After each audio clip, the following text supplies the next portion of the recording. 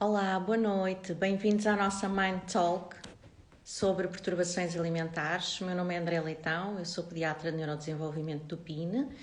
Vou aguardar a que a Mariana e a Júlia Pinheiro se juntem a nós.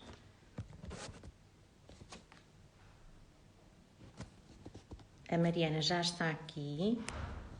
Eu vou adicioná-la.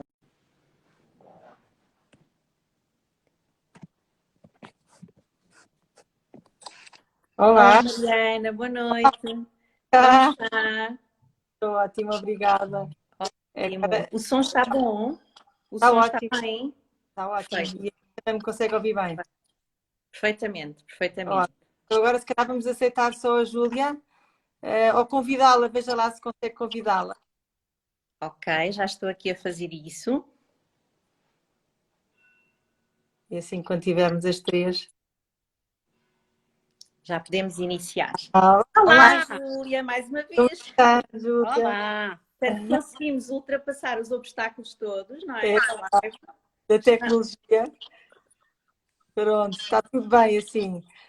Agora eu converso 2 ou 3 minutos com vocês e depois saio, ver Ok, se eu tenho que ter isso tudo direitinho e depois conversam as duas, está bem?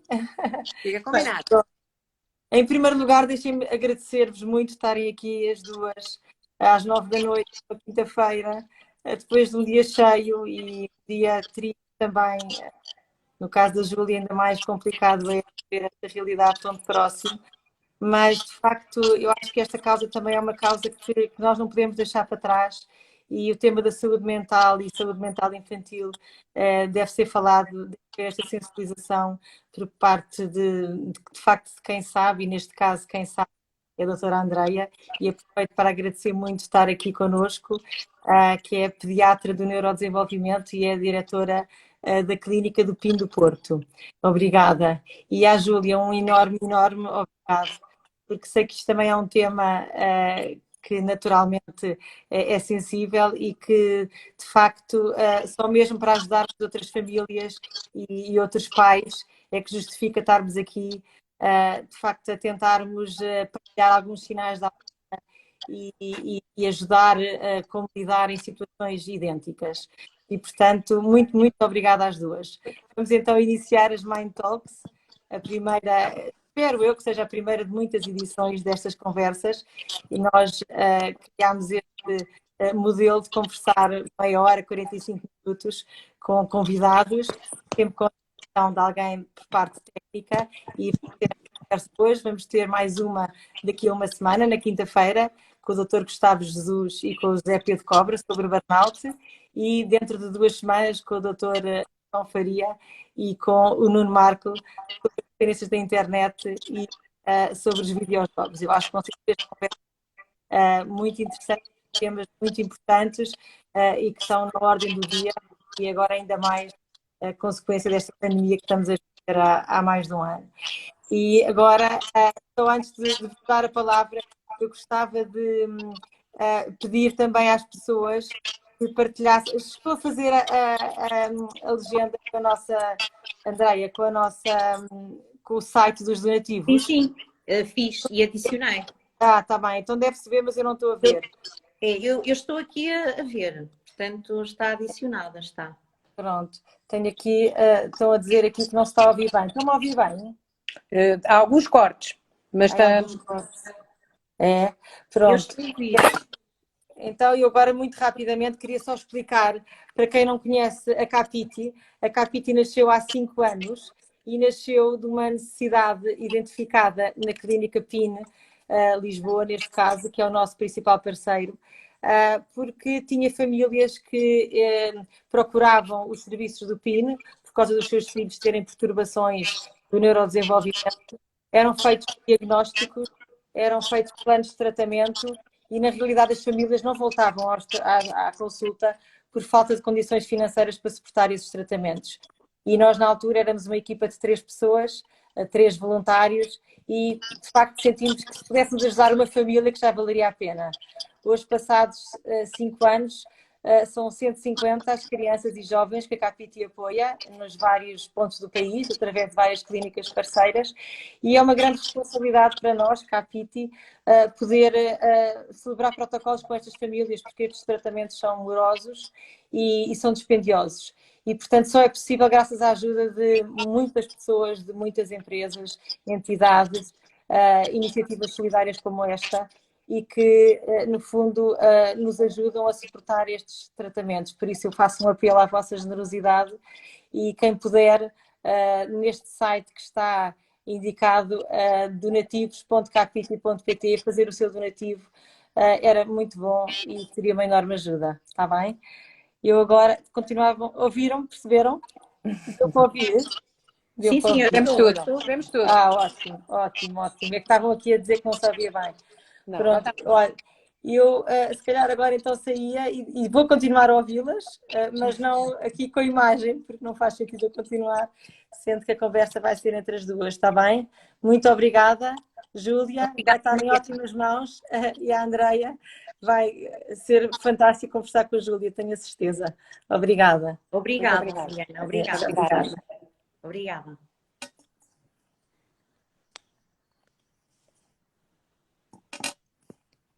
Júlia, vamos iniciar então Vamos. a nossa Mind Talk sobre um tema que nos é muito querido, que é um tema muito relevante, que são as perturbações alimentares. Vamos aqui juntar experiências, por um lado profissional, por outro lado pessoal, com a razão da ciência, com a emoção da experiência e da vivência.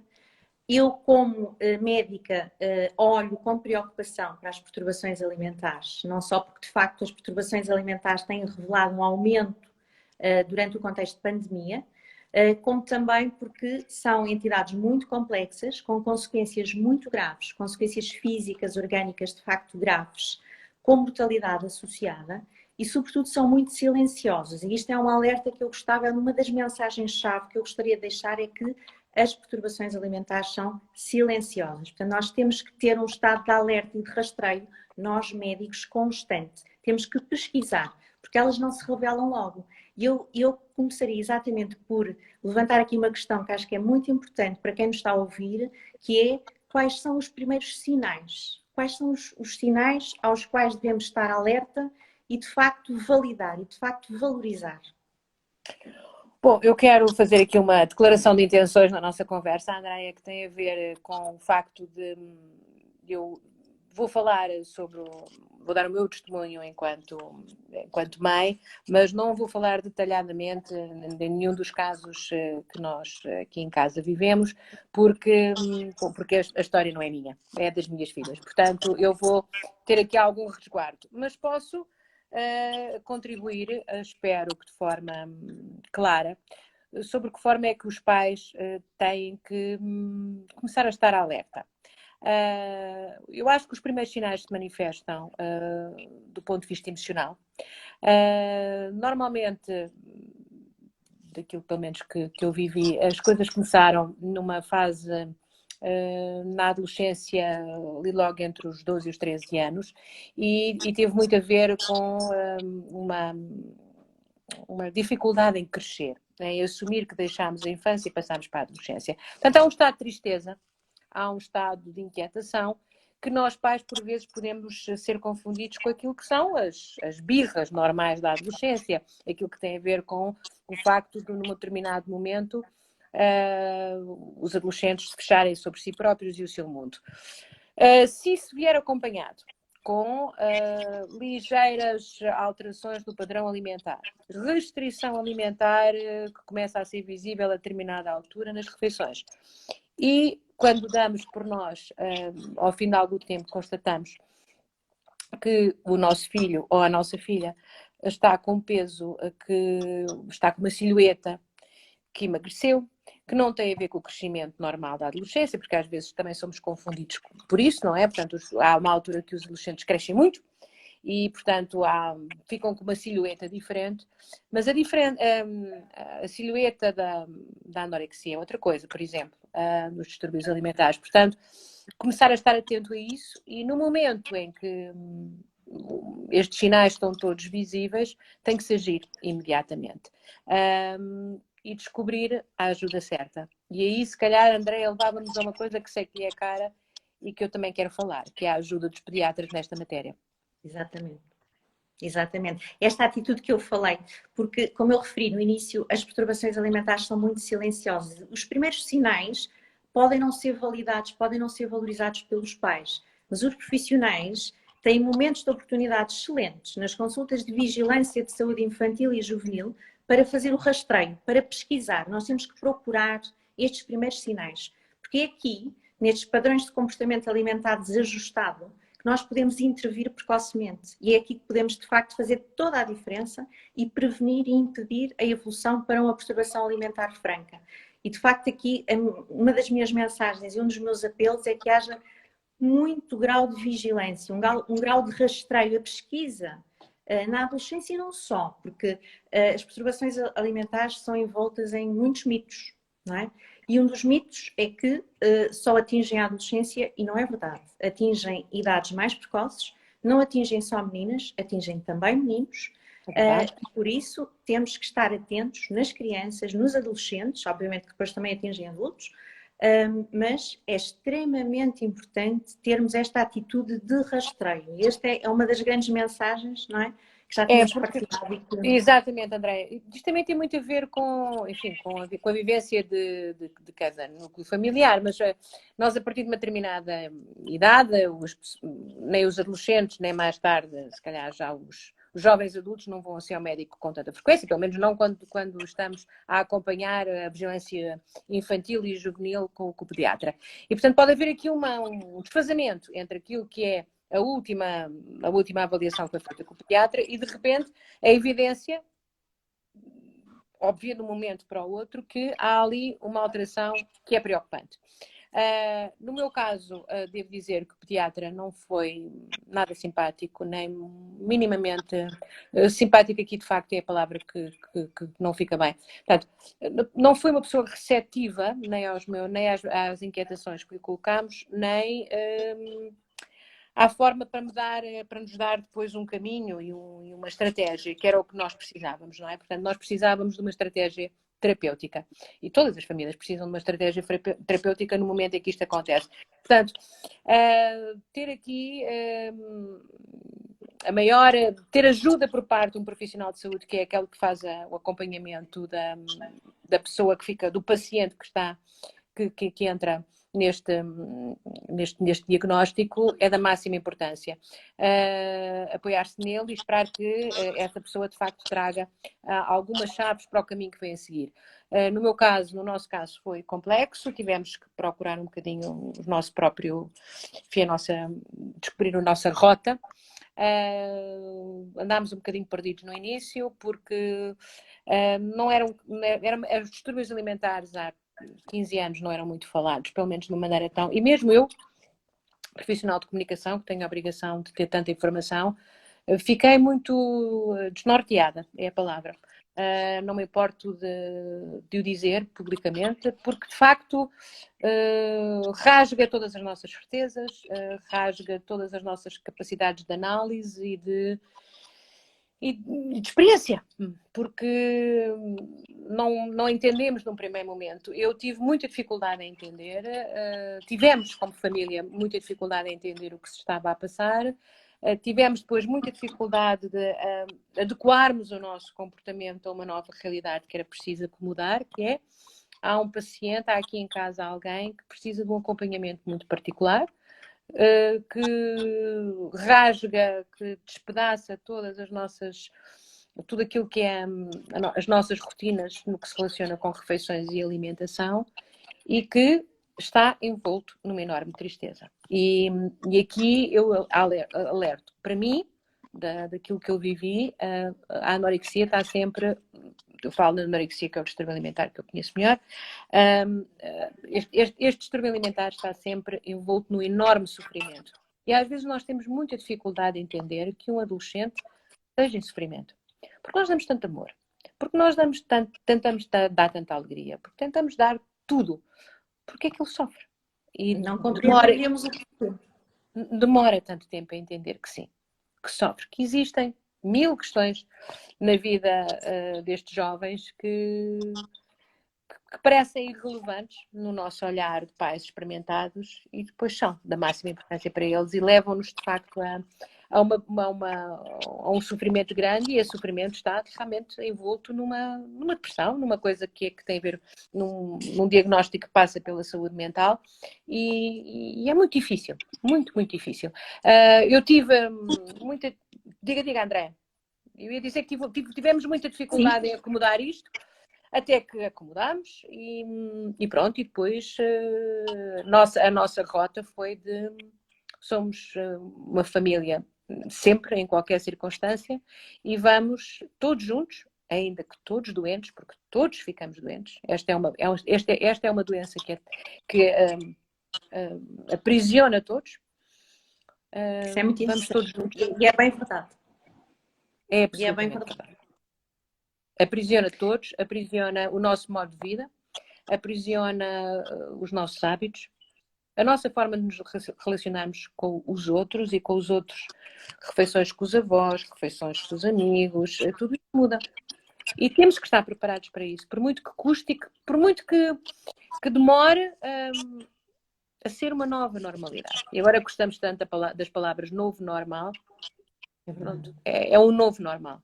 E temos que nos ajustarmos. E ajustamos. Exatamente.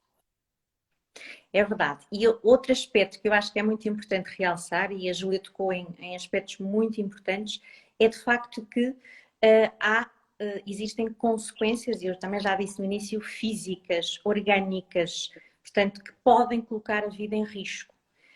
E isto é uma realidade muito grande, não é? A anorexia nervosa é de facto uma perturbação de saúde mental com a mortalidade mais elevada.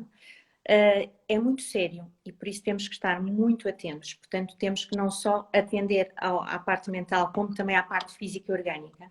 E é muito difícil porque os adolescentes e as crianças que têm esta perturbação alimentar têm pouca adesão inicialmente à intervenção. Uma intervenção que, como a Júlia disse muito bem, a perturbação envolve toda a família. A perturbação envolve todos. Portanto, a família é um todo. Neste aspecto. E, de facto, a intervenção passa muito por ser baseada na família. Temos que motivar muito a criança e o adolescente para a adesão à terapêutica, porque é muito difícil a adesão à terapêutica, não é?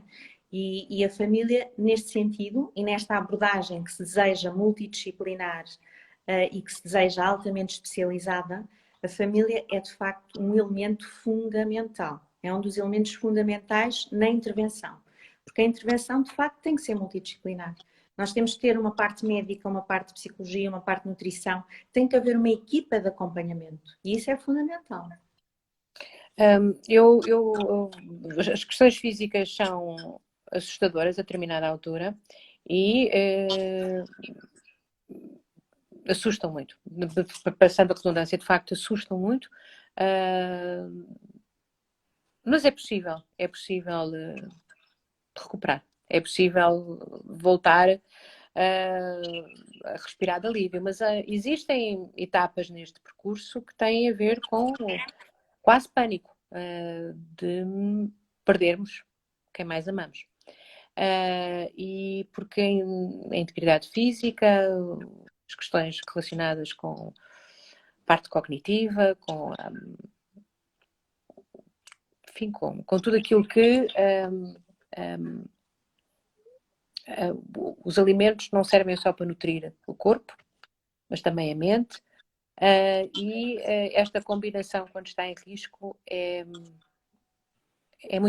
assustadora. É assustadora ver, assistir e tentar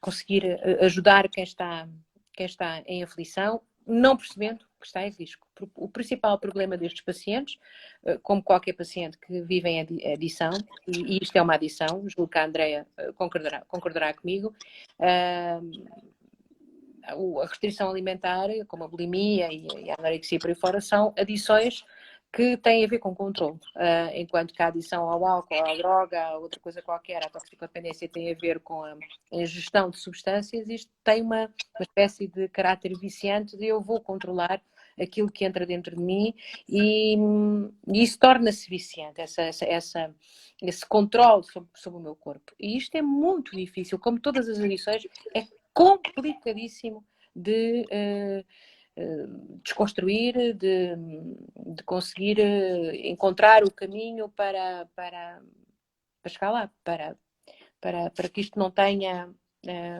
os efeitos que tem ao longo do tempo.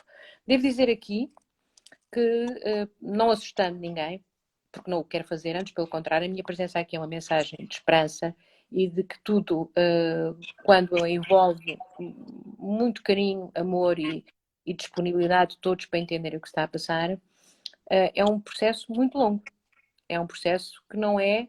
Portanto, quem neste momento está a viver esta situação, eu deixo o meu máximo carinho e solidariedade, mas digo também, preparem-se, porque vai demorar algum tempo. E quando digo algum tempo, pode ser 1 ano, 2 anos, 3 anos, 4 anos ou mais.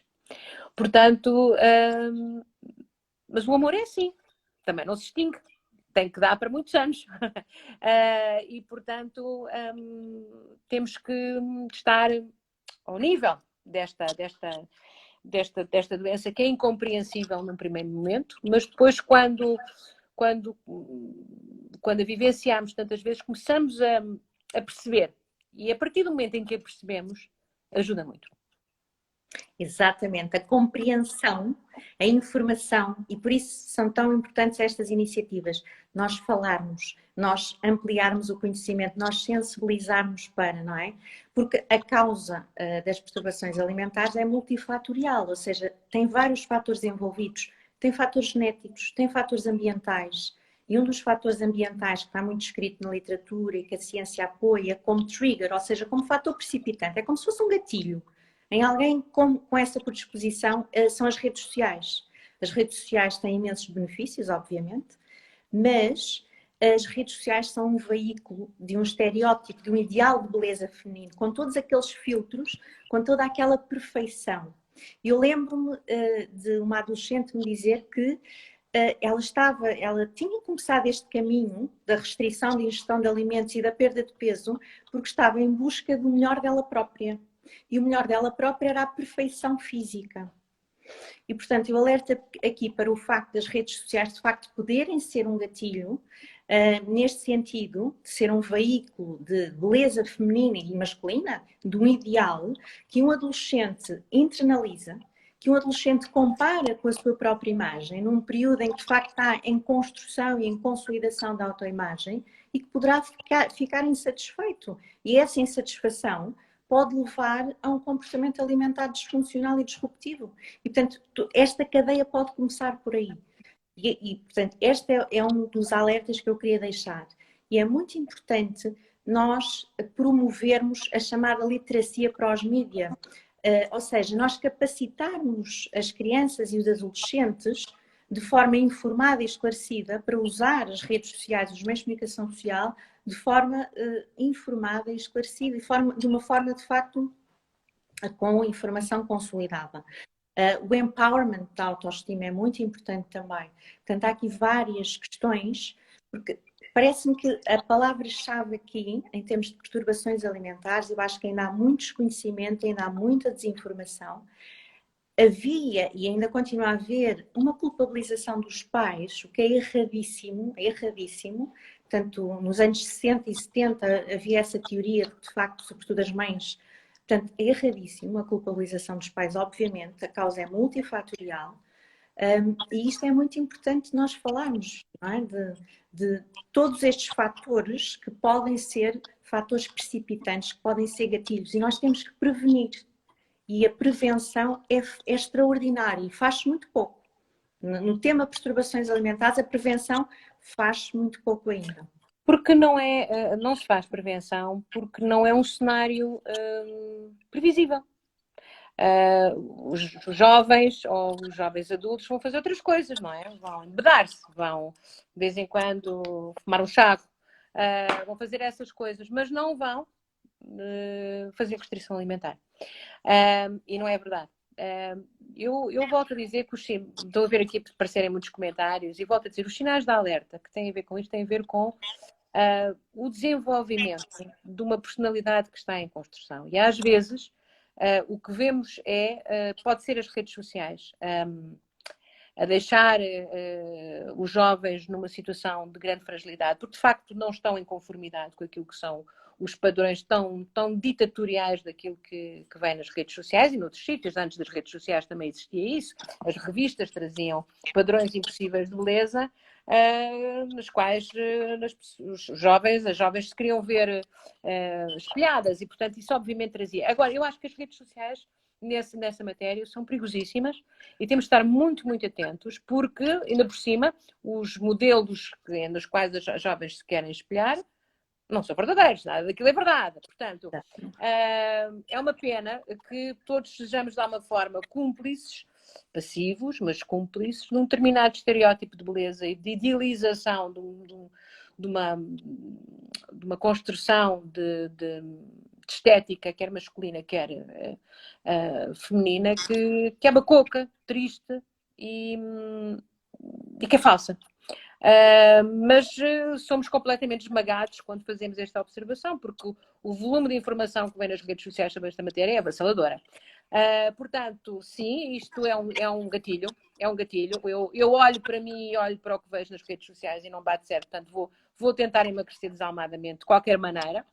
Mas, normalmente, isto vem sempre associado, daquilo que eu aprendi, a uma situação qualquer que a autoestima se desvaneceu, porque há bullying na escola, e há bullying nas escolas todas pelas mais variadas razões, porque há uma insatisfação que tem a ver, se calhar, com alguma perturbação familiar que deixa um elemento ou outro mais frágil, porque não estou a conseguir ultrapassar a minha adolescência, que é uma altura tremenda para algumas cabeças, não consigo, não dá, não tenho os recursos, não tenho os instrumentos, e de repente descobri uma coisa em que eu sou extraordinário ou extraordinária, que é, se eu não ingerir alimentos, eu estou a controlar qualquer coisa na minha vida. Quando não controlo mais nada, não tenho boas notas, não me dou bem com o pai, nem com a mãe, nem com o tio, nem com a avó, mas se eu controlar o que tenho no prato, eu tenho o controle de qualquer coisa.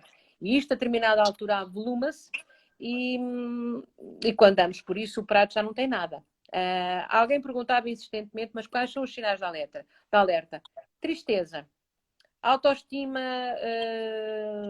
despedaçada, uma sensação de afastamento e de o que é que está, não quero comer, não quero jantar, não quero almoçar, o prato nunca está, demora-se muito tempo a tomar conta daquele prato não evolui, não saímos da mesa, vamos estando. E isto tudo são sinais que depois, um dia, quando damos por isso, não entres na casa de banho, porque já sou crescida, eu não quero que vejas. Tenho direito à minha privacidade. E um dia é tarde, já estamos lá. A seleção de alimentos, não é? Que inicialmente até pode parecer corresponder a uma dieta, um plano alimentar muito saudável, não é? A seleção de alimentos começa por aí. Sim, a obsessão pelas calorias. Preocupação com o peso e com a medição do peso, o exercício físico, não é? Também, que é outro dos sinais. O excesso de exercício físico, a constante procura da atividade física e do exercício físico.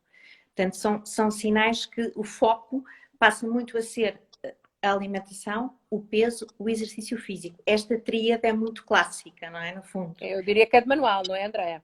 É de manual. Um perfil muito perfeccionista, geralmente, e de facto constrói-se aqui o perfil comum e mais clássico e mais tradicional.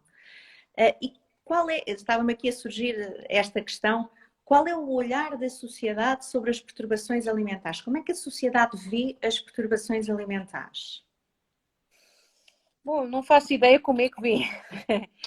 Eu acho que hoje fala-se no assunto, faz parte de um espectro que é debatido e discutido, mas ainda com um certo, ainda é um bocadinho uma doença bizarra, meio exótica, que acontece aos outros e que eu creio que na maioria daquilo que é o código mental de quem ouve falar nestas coisas, parece incompreensível que alguém se prive de comer e que disso retire qualquer, não é prazer, mas qualquer coisa que o preenche noutro sentido. Mas isto é absolutamente assim. Demora muito tempo a compreender, demora muito tempo a ter uma justificação racional para quem está por perto, mas depois percebemos. E tem sempre, volto a referir a mesma coisa. Há uma motivação e uma perturbação e uma preocupação que tem a ver com eu não estou bem. E não estar bem não é eu não estou bem porque não quero comer. Eu não estou bem porque me aconteceu qualquer coisa ou porque me está a acontecer qualquer coisa com a qual eu não sei lidar. E como não sei lidar, não sei dizer o que é e vou reagir como sei. E por acaso isto deixar o prato de lado alivia-me. Há quem se mutile, não é? Há quem se automutile e encontra numa outra dor uma distração para a dor efetiva, para o vazio emocional que sente. Há quem lute com o prato, há quem tenha outro tipo de dependências, mas tudo vai dar ao mesmo, que é há qualquer coisa que está a acontecer comigo que eu não sei resolver. E se eu não disser que estou em sofrimento, isto pode se agudizar. E por vezes não percebemos que estão em sofrimento, porque não dizem.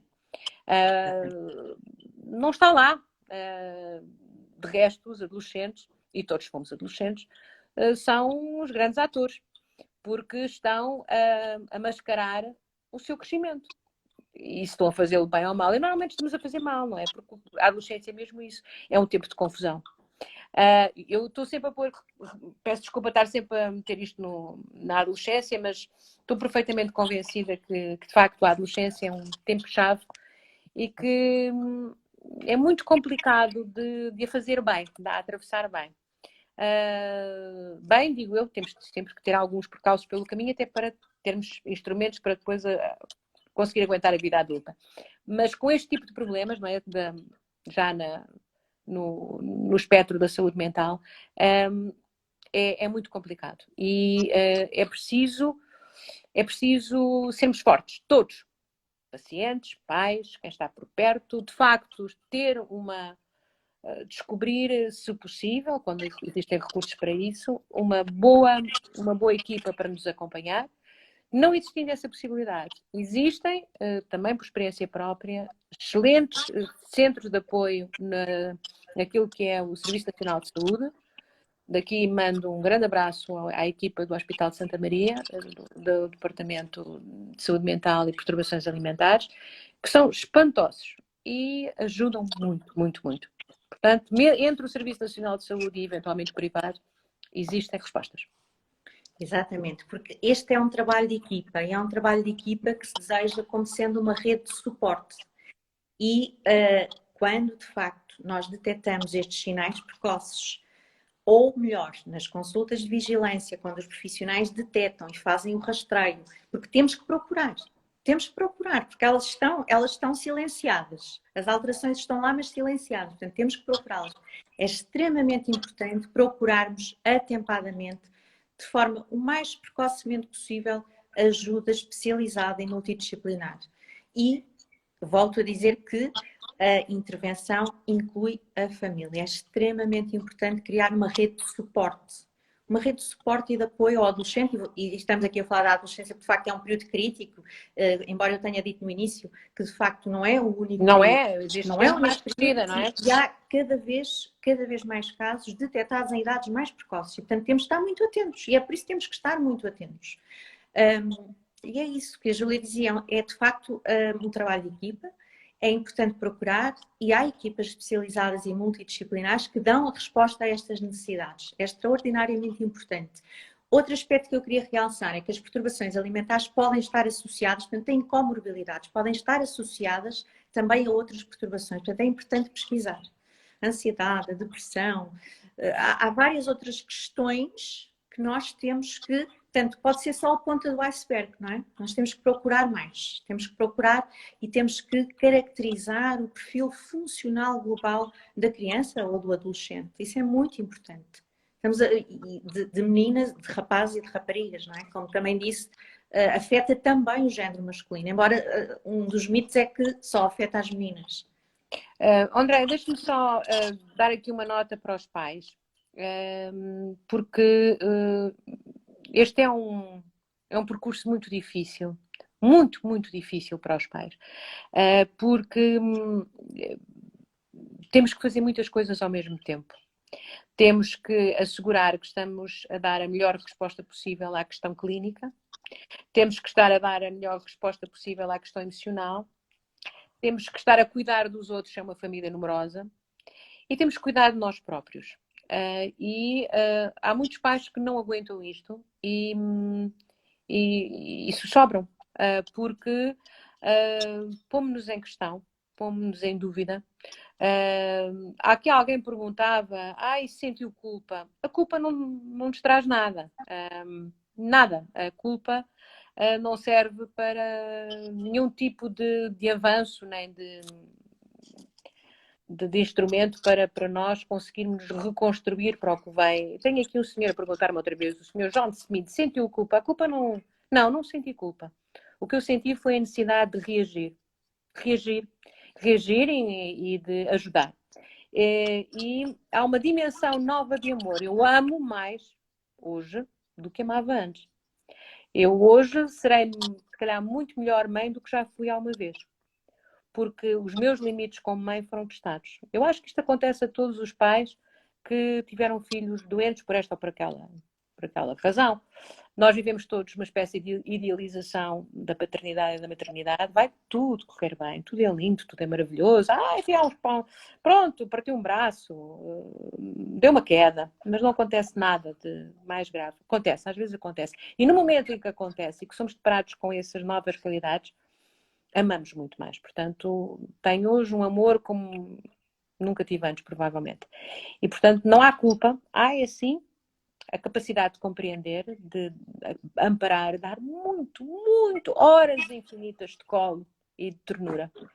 As palavras, para mim, para esta doença, são carinho, ternura, disponibilidade, paciência, tempo e esperar. Esperar e voltar a esperar, e a voltar a abraçar, e a voltar a dar carinho, e continuar a ser vigilante, sempre vigilante, e deixar a culpa dentro de uma gaveta e ampararem-se entre todos. E podem crer numa coisa. Todas as famílias que passam por isto, ou por doenças muito graves, saem, se conseguirem sair, saem famílias mais fortes, melhores. Sem dúvida. A sensação que os pais têm e que revelam muitas vezes é muita desorientação, é não saber o que é que eu faço no dia a dia, questões práticas, como é que eu reajo, o que é que eu devo fazer? Eu devo obrigar a comer? Eu não devo fazer isso? Eu não devo vigiar? Eu devo vigiar? Essas questões, não é? Há muita desorientação, há uma sensação de se sentirem perdidos. Como é que nós podemos ajudar? Qual é a melhor maneira? E aqui, de facto, é muito importante esta orientação da equipa. São muito importantes as orientações técnicas individualizadas ao perfil daquela criança ou daquele adolescente. Isso é extremamente importante. Os pais têm que ter este suporte, têm que ter esta orientação, porque é muito comum a sensação de estarem perdidos, estarem desorientados e não saber mesmo como atuar no dia-a-dia. O dia-a-dia é complicado e a Júlia... exprimiu muito bem, expressou muito bem essa vivência. De facto, é complicado. É complicado, é um caminho que pode ser longo, que pode ter recidivas, e isto também é algo que devemos sublinhar, mas que de facto se faz. É um caminho que se faz, não é? De mãos dadas com a equipa, faz. Com todos estes apoios. Certo, André. Eu sobre como lidar com esse dia-a-dia não vou discutir, porque acho de facto que cada paciente tem o seu perfil, cada um, portanto, é confiarem nas pessoas que estão no processo clínico, idealmente um psiquiatra, um psicólogo e uma nutricionista, para começar, e depois logo sei o que é preciso, mas também no Serviço Nacional de Saúde, eu sublinho muito isto, podem ter esta ajuda exatamente com este desenho, e depois cada caso é um caso, portanto, e aí tem a ver exatamente como a Andrea disse, com o perfil, mas é uma gestão complexa, muito mais complexa, é difícil, mas faz-se e vai-se fazendo até estarmos todos mais fortes. E temos que ter muita esperança, mesmo quando parece que já não há esperança nenhuma e o dia foi horrível. E é preciso que os pais tenham as suas vidas na mesma, os pais trabalham, existem por vezes outros irmãos, e é preciso dar atenção a tudo e pronto, e estarmos focados noutros problemas também, mas acaba por se conseguir fazer tudo. E sai-se desta sombra tremenda, com a convicção de que não está. Isto normalmente é crónico, não é? A recidiva pode acontecer, não é? A recidiva é mais um termo oncológico, mas a recaída pode acontecer, mas sai-se, acontece. E só temos que fazer uma coisa, continuar atentos. E acho que quando se chega a um patamar de maior tranquilidade, em que se tem outra maturidade enquanto indivíduo, estas doenças, se não desaparecem, pelo menos apaziguam-se e ficam lá atrás. E a vida continua. Exatamente, exatamente. É isso mesmo. É um caminho, não é? É um caminho ao qual nós temos que estar atentos, ao qual nós temos que criar esta rede, no qual temos que capacitar as crianças e os adolescentes, temos que capacitá-los com ferramentas de regulação, temos que capacitar os pais também com ferramentas de apoio e de suporte e, sobretudo, com grande informação, com grande conhecimento e com grande compreensão.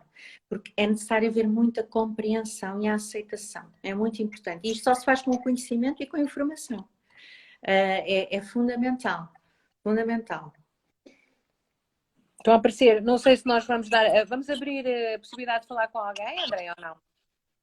Não, a Mariana transmitiu-me aqui algumas questões durante a tarde que foram colocando, mas de facto eu penso que respondemos à maioria das questões que nos foram colocadas. Ótimo, eu penso que sim. Eu penso que falámos em todos os aspectos mais importantes. Não há uma fórmula mágica, não há uma fórmula universal. Portanto, como nós também dissemos e a Júlia sublinhou e bem, o plano de intervenção deve ser individualizado. Portanto, as estratégias devem ser seguidas pela equipa de orientação, pela equipa especializada e multidisciplinar. E aqui a palavra-chave, volto a dizer, é de facto a prevenção, que ainda se faz muito pouco. E temos que criar estes momentos de oportunidade na vigilância da saúde infantil e juvenil. É muito importante a prevenção. Nós procurarmos, nós rastrearmos. E depois a sensibilização, a informação, o falar sobre, porque há ainda muitos mitos associados às perturbações alimentares. É muito importante destroná-los e é isso que também estamos a fazer, não é? A transmitir as nossas mensagens e a partilhar um pouco as nossas vivências, não é? Os nossos olhares. Claro. André, deixa-me só aqui aparecer uma pergunta que me parece que lança aqui uma questão importante, que é os professores. Eu quero dizer que neste percurso todo, às vezes os pais ficam muito aflitos, isto vai dar aqui umas alturas em que o percurso escolar vai estar em risco, ou mesmo comprometido, e fica, de facto. Mas não se assustem.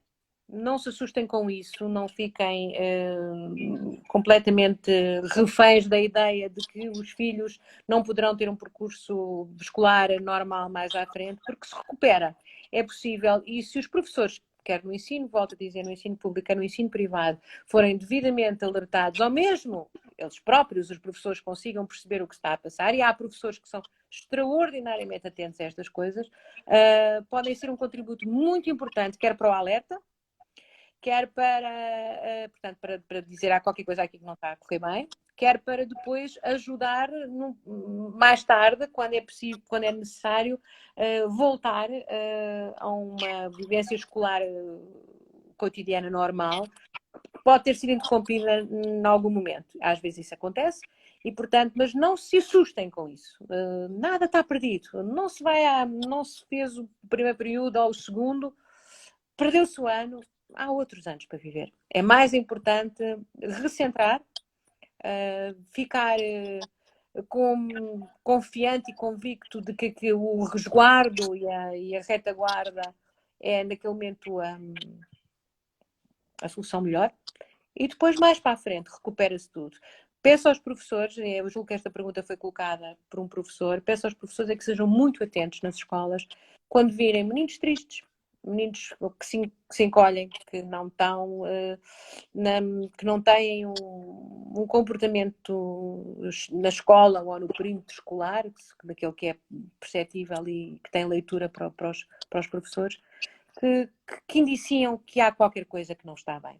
E depois, meninos que não comem no refeitório, que se escondem para ir comer noutro sítio qualquer, ou que não comem todo e vão para a casa de banho para não serem apanhados a não comer.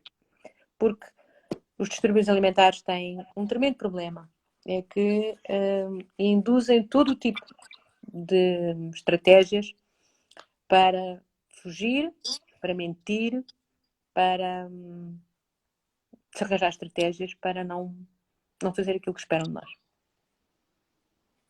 É bem verdade, Júlia. E de facto, esta questão que levantaram é muito pertinente, as escolas, não é? Porque toda a comunidade deve ser envolvida e a escola é um elemento fundamental da vida da criança e do adolescente. E, portanto, o grau de alerta também vai para as escolas, também é muito importante. Os professores e os profissionais de educação estarem de facto atentos e estarem alerta e saberem também ter o conhecimento suficiente para poderem lidar e para poderem apoiar e para poderem dar suporte não só aos alunos como também aos pais, às famílias, não é? E é tão bom, tão gratificante termos dado voz às famílias de crianças e adolescentes com perturbações alimentares. É de facto muito positivo, muito bom, foi muito bom. Eu não sei se têm mais questões. Há algumas questões aqui, essa live fica gravada, vai ficar gravada, sim, portanto poderão assistir mais tarde. Nós quisemos aqui, de facto, transmitir algumas mensagens-chave muito importantes relacionadas com as perturbações alimentares. Queremos, sobretudo, sensibilizar, queremos aumentar o conhecimento e queremos informar. Queremos falar sobre um tópico, um assunto e um tema que ainda como profissional eu olho com preocupação, exatamente porque me parece que ainda é identificado abaixo do que seria desejável. Portanto, os casos são subdiagnosticados muito à custa de serem muito silenciosos. Portanto, temos de ter um grau de alerta muito, muito elevado. É muito importante procurar, prevenir. Estar atento. Estar atento, exatamente. E prevenir os tais triggers. Não é? Os tais triggers tem que se prevenir. Tem que haver a promoção da literacia para os miúdos. Isso é muito importante. Capacitar os jovens com ferramentas para poderem usar as redes sociais devidamente informados e esclarecidos. Para não caírem na ilusão de imagens que são veiculadas e que são uma perfeita ilusão. Subscrevo tudo. Eu espero que tenha sido útil, eu espero que tenha sido esclarecedor. Não sei se têm mais questões ou dúvidas que nos queiram colocar. Agora é o momento das questões, não é? Que nós tínhamos reservado uns minutos para nos colocarem questões. Estão a aparecer aqui algumas considerações, mas... São comentários, não é? Parece que são mais comentários, sim. Exatamente. Há aqui uma senhora que está a dizer, é muito triste. Não, minha senhora, não é muito triste. É o que é. Portanto, não leve isto para uma dimensão, não leve isto para uma dimensão de fatalidade, de desgraça, de algo irresolúvel, não vamos, é devastador. É difícil, é muito difícil, mas não é muito triste, porque se trata dos nossos filhos e da maneira e da melhor forma que nós conseguimos para os ajudar. Portanto, não os deixem eles em situação de serem vítimas, nem se vitimizem os pais. Exatamente. Não façam isso, está bem? Não é triste, é o que é. É uma situação que pode ser resolvida. É verdade. Havia aqui uma questão que era qual é a necessidade de haver um psiquiatra e um psicólogo. Portanto, a equipa deve ser formada por um médico que acompanha a saúde no seu todo e, portanto, como eu disse, há consequências e complicações muito sérias, não é? Tem que ter um acompanhamento do ponto de vista médico. O psicólogo é extremamente importante do ponto de vista da intervenção psicoterapêutica à criança, ao adolescente e à família, e a nutrição para, de facto, fazer também a psicoeducação alimentar, para orientar o plano alimentar. Portanto, o trabalho é mesmo a equipa e há mesmo necessidade de existir estes elementos na rede de suporte. Só para responder àquela questão que foi aqui colocada. Bom, Andréia, acho que chegámos, não sei se... Eu penso que sim. Eu penso que o título que eu coloquei do apoio aos donativos à Capiti tenha ficado. Eu, pelo menos aqui no meu telefone aparece o apoio à saúde mental infantil, donativos.capiti.pt. Eu penso que esteja aqui. Eu espero que sim. Eu coloquei inicialmente. De qualquer das maneiras, Júlia, foi muito bom. Foi muito bom. Foi muito bom falar consigo. Foi um enorme prazer. Foi com grande clareza e com grande transparência que o fez e agradecemos imenso esta live e este Mind Talk, não é? Em que falámos com a razão da ciência e com a emoção da experiência, e é sempre bom. Coração, sempre a falar. Andréia, também foi um prazer, muito obrigada, sempre disponível para estas matérias e outras. Se for útil, cá estou. Obrigada. Deus, obrigada. Obrigada, boa noite. Obrigada. Boa noite.